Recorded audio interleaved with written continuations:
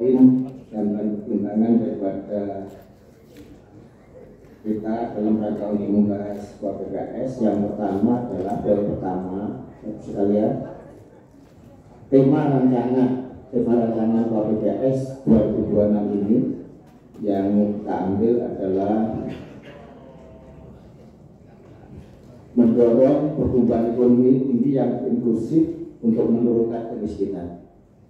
Ini terdiri dengan 9 prioritas, antara lain adalah yang pertama peningkatan produksi pangan, peningkatan nilai tambah produk UMKM, perluasan pasar sektor pertanian dan pariwisata, peningkatan serapan tenaga kerja dalam sektor UMKM dan pariwisata. Yang kelima adalah peningkatan akses infrastruktur pariwisata dan pertanian. 6. Perlindungan sosial adaptif dan pemberdayaan masyarakat miskin dan rentan. Yang ketujuh, penguatan pendidikan yang berdaya saing. Yang 8, peningkatan akses kesehatan dan pola hidup sehat. Yang 9, reformasi birokrasi. Tema KPD kita ini kita ambil juga berdasarkan kita lakukan sinkronisasi dan juga dengan pertimbangan dari tema rencana kerja oleh pemerintah pusat maupun pemerintah provinsi, di mana untuk rencana kerja pemerintah pusat RKP 2026 adalah kedaulatan pangan dan energi serta ekonomi yang produktif dan inklusif.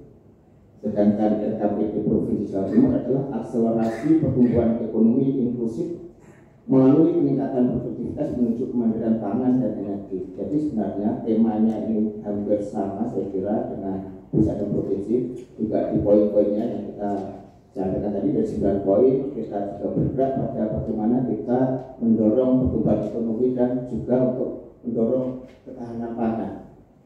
Jadi dari poin penting daripada pembahasan KPPS hari ini. Yang kedua, informasi bahwa pengelolaan APBD secara digital melalui SPD RI saat ini masih belum stabil, sehingga khususnya untuk tahapan penatausahaan dan pelaporan Pemda sampai melakukan 2 kali entry, ya, 2 kali entry, yaitu pada aplikasi mandiri milik Kabupaten Banyuwangi sendiri di Bipapor dan juga di SIPD Republik Indonesia. Poin penting yang lain adalah yang ketiga adalah terhadap kita lihat produk domestik regional bruto di Banyuwangi. Beberapa dari PDRB kita di tahun 2024 ini, kita lihat yang sudah ada datanya 2024, sebenarnya ada beberapa yang kita mencapai pada kinerja yang sangat positif. Antara lain adalah transportasi, perdagangan, pemerintahan, pertahanan, jaminan ekonomi, dan misalnya bisa rata-rata antara 8-10%. Akan tetapi Bapak Ibu sekalian saya hormati bahwa dalam melihat PDRB ini, ya, karena kita PDRB-nya ini tumbuh itu di bawah daripada pemerintah pusat maupun dari provinsi,